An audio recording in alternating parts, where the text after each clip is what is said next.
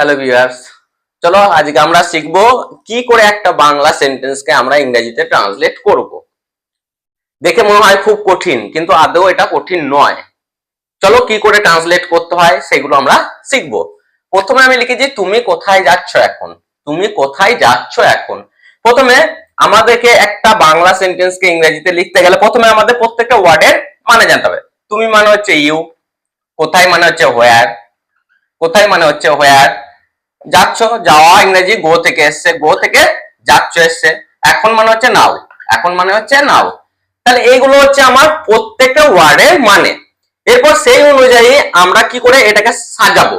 তা প্রথম সাজাতে গেলে আমাদের দুটো জিনিসকে ফলো করতে হবে। কি কি ফলো করতে হবে? এটা কোন সেন্টেন্স, কোন টাইপের সেন্টেন্স, এবং এটা কোন টেন্সে আছে, মানে এই দুটো জিনিসকে আমাকে সেন্টেন্স টাইপ, সেন্টেন্স টাইপ আর টেন্স, সেন্টেন্স টাইপ আর টেন্স, এই দুটো জিনিসকে আমাকে ফলো করতে হবে। সেন্টেন্স টাইপ আর টেন্স যে দুটো আমি আগেই প্রথমেই ডিসকাস করেছিলাম, আমি তিনটে চ্যাপ্টার বা তিনটে পার্ট আমি ডিসকাস করেছিলাম। সেন্টেন্স টাইপ ডিসকাস করেছিলাম, টেন্স ডিসকাস করেছিলাম এবং আর্টিকেল ডিসকাস করেছিলাম। তো চলো সেন্টেন্স টাইপ আর টেন্স এখান থেকে আমরা কিভাবে এটাকে আমরা লিখতে পারবো। তুমি কোথায় যাচ্ছ এখন। প্রথম কথা হচ্ছে এখানে কি আছে? Question mark. এখানে কি আছে? Question mark. ঠিক আছে, তা কোয়েশ্চেন মার্ক মানে হচ্ছে গিয়ে এটা হচ্ছে ইন্টারোগেটিভ সেন্টেন্স, এটা হচ্ছে ইন্টারোগেটিভ সেন্টেন্স, এটা হচ্ছে ইন্টারোগেটিভ সেন্টেন্স। এবার ইন্টারোগেটিভ সেন্টেন্স যখন, এটা যখন ইন্টারোগেটিভ সেন্টেন্স, ইন্টারোগেটিভ সেন্টেন্স আমরা কি জানি যে আমাদের এবং কি ধরনের, এটা অক্সিলারি ভার্ব না ডব্লিউএইচ ইন্টারোগেটিভ সেন্টেন্স? এটা হচ্ছে ডব্লিউএইচ ইন্টারোগেটিভ সেন্টেন্স, যেহেতু এখানে কোথায় কথাটা আছে, কোথায় কথাটা আছে। তাহলে ইন্টারোগেটিভ সেন্টেন্সের আমার প্যাটার্ন কি ছিল, এটা আমি ইরেজ করে দিচ্ছি, বা এটা আমি ইরেজ করে দিচ্ছি, এটা আমি ইরেজ করে দিচ্ছি।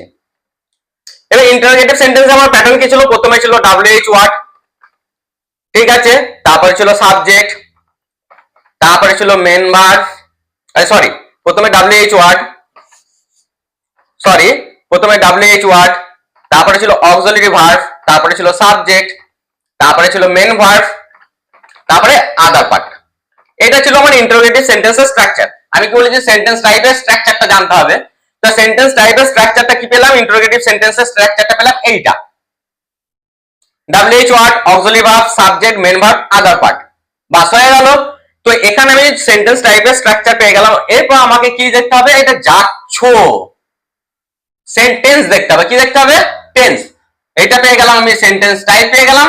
এরপর এইটা পাওয়ার পর আমাকে দেখতে হবে টেন্স। এবার টেন্স কি পাচ্ছি? যাচ্ছ। টেন্স কি পাচ্ছি? যাচ্ছ, তাই তো? টেন্স কি পাচ্ছি? Present continuous. টেন্স কি পাচ্ছি? প্রেজেন্ট কন্টিনিউয়াস পাচ্ছি। ঠিক আছে, তাহলে আমি দুটো জিনিস, যেই দুটো জিনিস একটা বাংলা সেন্টেন্সকে ইংরেজিতে লিখতে গেলে যে দুটো জিনিস আমার লাগে, একটা হচ্ছে স্ট্রাকচার অফ সেন্টেন্স আর একটা হচ্ছে টেন্স, আমি দুটোই পেয়ে গেলাম। এইটা হয়ে গেল আমার স্ট্রাকচার অফ সেন্টেন্স, আর এইটা আর একটা পেয়ে গেলাম কি, যেটা টেন্সটা প্রেজেন্ট কন্টিনিউয়াস।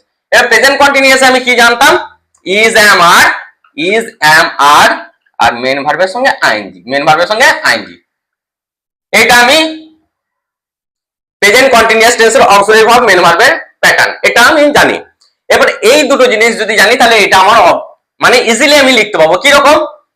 যেমন ডব্লিউএইচ ওয়ার্ড হোয়ার, হোয়ার হয়ে গেল। সাবজেক্ট কে আছে? ইউ, ইউ এর জন্য কে হয়? ইউ এর জন্য আর হয়, ইউ এর জন্য কে হয়? আর হয়। তাহলে অক্সিলারি ভার্ব কি বসে গেল? আর। অক্সিলারি ভার্ব বসে গেল কি? আর হয়ে গেল। সাবজেক্ট কে? ইউ। গো মেন ভার্ব কে ছিল? গো। গো মেন ভার্ব কে ছিল? গো। গো এর সঙ্গে কি যোগ হয়ে যাবে? ING, going. গো এর সঙ্গে কি যোগ হয়ে যাবে? ING, going. Where are you going. আর এখন ইংরেজি কি? নাও। এখন ইংরেজি কি? নাও। তাহলে আনসারটা কি বেরোলো? তুমি কোথায় যাচ্ছ এখন। হোয়ার আর ইউ গোয়িং নাও। তাহলে আমি একটা বাংলা সেন্টেন্স কিভাবে ইংরেজিতে লিখতে হয় সেটা আমি তোমাদের দেখালাম। আমি প্রথমেই বললাম যে আমাদের সেন্টেন্সের স্ট্রাকচার জানতে হবে, টেন্স জানতে হবে, তাহলে আমরা ইজিলি একটা বাংলা সেন্টেন্সকে ইংরেজিতে লিখতে পারবো। প্রথমে যখন আমি এক্সাম্পলটা দিয়েছিলাম তুমি কোথায় যাচ্ছ এখন, তাই এখানে আমি প্রথমে পেয়ে গেছিলাম সেন্টেন্স টাইপ পেয়ে গেছিলাম ইন্টারোগেটিভ সেন্টেন্স, এটা ছিল ইন্টারোগেটিভ সেন্টেন্স। ইন্টারোগেটিভ সেন্টেন্সের মধ্যে ছিল এটা কি WH ওয়ার্ড দিয়ে কোশ্চেন, WH ওয়ার্ড দিয়ে কোশ্চেন। তা WH ওয়ার্ড দিয়ে কোশ্চেন মানে হচ্ছে এই স্ট্রাকচারটা কি পেয়েছিলাম আমি, WH word, auxiliary verb, subject, main verb, other part, তারপর কোশ্চেন মার্ক। ঠিক আছে। আর এইটা যখন আমি টেন্স দেখছিলাম, টেন্স যদি আমি দেখছিলাম, টেন্স কি পাচ্ছিলাম, যাচ্ছো। টেন্স কি, যাচ্ছো মানে হচ্ছে করছো, কাজটা হচ্ছে, তাহলে প্রেজেন্ট কন্টিনিউয়াস। তাহলে কি পাচ্ছিলাম, প্রেজেন্ট কন্টিনিউয়াস। প্রেজেন্ট কন্টিনিউয়াসে কি পেয়ে জানি আমরা, প্রেজেন্ট কন্টিনিউয়াস অক্সিলারি ভার্ব হচ্ছে ইজ, এম, আর, মেন ভার্বের সঙ্গে আইএনজি যোগ হয়, মেন ভার্বের সঙ্গে আইএনজি যোগ হয়। তাহলে where are you going now, WH word where বসে গেল, অক্সিলারি ভার্ব আর বসে গেল, যেহেতু ইউ আছে, সাবজেক্ট আছে ইউ, আর বসে গেল, তারপরে সাবজেক্ট বসে গেল ইউ, মেন ভার্বের সঙ্গে আইএনজি গোয়িং হয়ে গেল, আর নাওটা আদার পার্টে বসে গেল। তো এইরকম ভাবে আমাদের ট্রান্সলেট করতে হয়। যেমন তুমি আমার জন্য অপেক্ষা করো না, ডোন্ট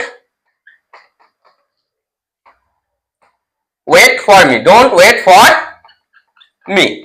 এবার কি, এটা যে তুমি আমার জন্য অপেক্ষা করো না, তুমি আমার জন্য অপেক্ষা করো না, এটা হচ্ছে আমার কি, ইম্পারেটিভ সেন্টেন্স। এটা কি, এটা হচ্ছে আমার ইম্পারেটিভ সেন্টেন্স।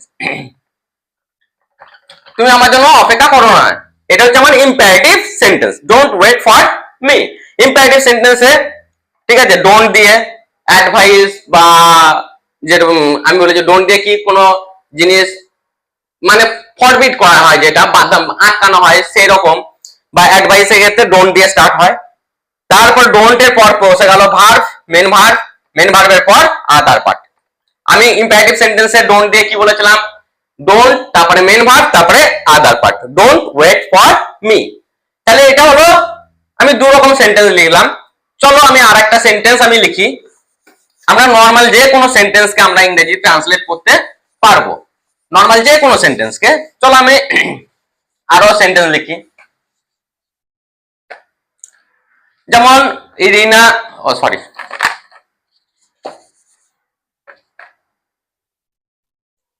যেমন রিনা একটু আগে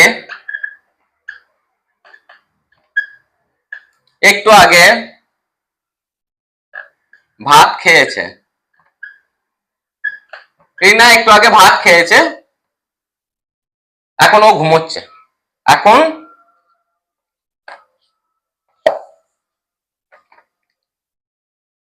খেয়েছে, এখন ও ঘুমোচ্ছে, এখন ও ঘুমাচ্ছে। আমি নর্মালি একটা সেন্টেন্স লিখলাম, রিনা একটু আগে ভাত খেয়েছে, এখন ও ঘুমাচ্ছে। এখানে দুটো সেন্টেন্স আমি লিখেছি। ঠিক আছে, এইরকম আমরা কথা প্রায়ই বলে থাকি। এরপর আমরা দেখে নিই রিনা সাবজেক্ট, একটু আগে, একটু আগে এটা আদার পার্টের মধ্যে পড়ছে, ভাত এটা আদার পার্টের মধ্যে পড়ছে, খেয়েছে এইটা হচ্ছে ভাত, খেয়েছে এটা হচ্ছে ভাত। এবার এই ওয়ার্ডের মানেগুলো আমাকে রিনা রিনাই হয়। একটু আগে মানে এ হোয়াইল এগো হতে পারে, এ হোয়াইল এগো বা এগো হতে পারে। ভাত হচ্ছে রাইস, ভাত হচ্ছে রাইস। খাওয়া ইংরেজি হচ্ছে ইট, খাওয়া ইংরেজি হচ্ছে ইট। এখনো ঘুমোচ্ছে, এখন ইংরেজি হচ্ছে নাও। ও হচ্ছে সি, ও হচ্ছে সি। ঘুমাচ্ছে ইংরেজি স্লিপ, ঘুমানো ইংরেজি স্লিপ। তো এখান থেকে আমাকে কিভাবে ট্রান্সলেট করে, রিনা একটু আগে ভাত খেয়েছে, তার মানে ওর খাওয়া কাজটা হয়েছে। আমি কি বলেছিলাম, এটা হচ্ছে প্রেজেন্ট পারফেক্ট, এটা হচ্ছে প্রেজেন্ট পারফেক্ট, এটা হচ্ছে প্রেজেন্ট পারফেক্ট। কারণ কোন একটা কাজ একটু আগে হয়েছে বললাম, আমি বললাম না, বলেছিলাম প্রেজেন্ট পারফেক্টে কি বলেছিলাম, কোন কাজ হয়েছে, করেছে, এরকম করেছে, করেছি, করেছো, এরকম বোঝায়। তাহলে রিনা একটু আগে ভাত খেয়েছে, তাহলে যখন প্রেজেন্ট পারফেক্ট পেয়ে গেলাম, প্রেজেন্ট পারফেক্টে কি পেলাম, হ্যাভ, হ্যাজ, আর মেন ভার্বের থার্ড ফর্ম, মেন ভার্বের থার্ড ফর্ম। এটা হচ্ছে আমার টেন্সের স্ট্রাকচার। আর এটা তো আমার অ্যাসার্টিভ সেন্টেন্স, রিনা একটু আগে ভাত খেয়েছে, তাহলে কি হবে, Rina has eaten rice a while ago, a while ago. Rina একটু আগে ভাত খেয়েছে, Rina has eaten rice a while ago, মানে রিনা একটু আগে ভাত খেয়েছে, এ হোয়াইল এগো, এ হোয়াইল এগো। তাহলে রিনা একটু আগে ভাত খেয়েছে, প্রত্যেকটা ওয়ার্ডের মানে যদি আমরা জানি, রিনা রিনাই, এ হোয়াইল এগো মানে একটু আগে, ভাত ইংরেজি রাইস, খেয়েছে ইংরেজি ইট। তাহলে সেই হিসাবে আমি কি দেখছি, Rina has eaten rice a while ago. এখানে আমি হ্যাজ ইউজ করলাম, মেন ভার্বে থার্ড ইউজ করলাম, থার্ড ফর্ম ইউজ করলাম। তার মানে এটা কি হচ্ছে, যখন আমরা টেন্স আর ওয়ার্ডের মানে জানতে পারবো, আর সেন্টেন্স স্ট্রাকচার মানে আমাদের ওয়ার্ডের মানেটা কম্পালসারি জানতেই হবে। সেন্টেন্স স্ট্রাকচার যখন জানতে পারবো তখন আমরা অটোমেটিক যে কোনো সেন্টেন্সকে আমরা ট্রান্সলেট করতে পারবো। জাস্ট আমি একটা এক্সাম্পল দিচ্ছি, এগুলো এক্সাম্পল আর কিছু না। তাহলে রিনা একটু আগে ভাত খেয়েছে, Rina has eaten rice a while ago. এখন ও ঘুমোচ্ছে, এই যে ঘুমোচ্ছে মানে যে ঘুমটা হচ্ছে, এটা হচ্ছে প্রেজেন্ট কন্টিনিউয়াস, এটা হচ্ছে প্রেজেন্ট কন্টিনিউয়াস। প্রেজেন্ট কন্টিনিউয়াসে যখন আমি লিখবো কিরকম, now now she is sleeping, she is sleeping, now she is sleeping. কি বলেছিলাম, এখন ইংরেজি নাও, ও ইংরেজি মানে হচ্ছে সি, ঘুমানো ইংরেজি স্লিপ। এবার যেহেতু প্রেজেন্ট কন্টিনিউয়াস কি হয়ে গেল, ইজ হয়ে গেল, মেন ভার্বের সঙ্গে আইএনজি হয়ে গেল। জাস্ট এইরকম, জাস্ট এইরকম। যে কোনো বাংলা সেন্টেন্সকে আমরা ইংরেজিতে লিখতে গেলে আমাদের কোনো ব্যাপার নয়, কিন্তু কি করতে হবে, আমাদের সেন্টেন্স স্ট্রাকচার জানতে হবে এবং টেন্স জানতে হবে এবং স্টক অফ ওয়ার্ডস, সেটা একটা কম্পালসারি ম্যাটার, সেটা একটা কম্পালসারি ব্যাপার, সেটা জানতে হবে।